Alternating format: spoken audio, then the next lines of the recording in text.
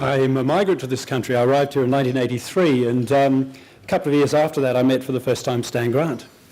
And so it's now over 30 years that we've been collaborators and colleagues and friends, and it's a matter of some emotion for me to be, after that time, welcomed to country by Stan. This is an important ritual, and one which seemed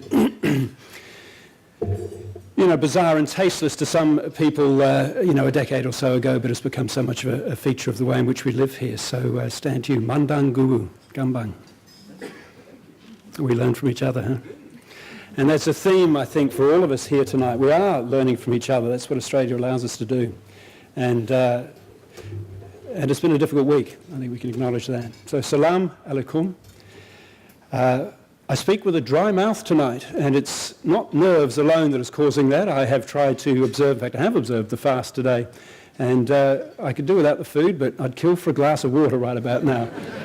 And the only thing I'm really grateful about is that we're here, and it's a fairly cool day, and we're not in Baghdad in 40 degrees trying to go through it as well. So a tiny bit of the experience and the pleasures that will be had in sharing this iftar dinner, and for those who are fasting, the many in the room who are fasting and observing those rituals of Ramadan, I feel slightly more keenly the enthusiasm for what's sitting right in front of you on the plate.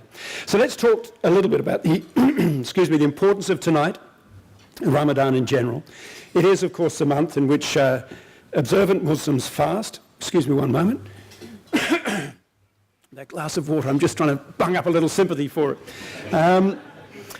It's a month that's dedicated to self-discipline and to prayer, of course, for spiritual renewal and for togetherness. I'm not going to touch it, John. I'm going to be very good, but thank you. So it is the fast, it is the iftar dinner, it's the congregational evening prayers as well. And tonight's iftar dinner has that extra element of bringing people together, and that's obviously the purpose of Affinity. The people have brought us all here tonight from all over New South Wales. And so tonight, we have people from all kinds of faiths and cultures and backgrounds, but also from all kinds of lives and worlds. We have members of parliament and homemakers and business people and police officers, including the most senior police officer. Judges sit down with students. All are welcome and all are equal on this evening.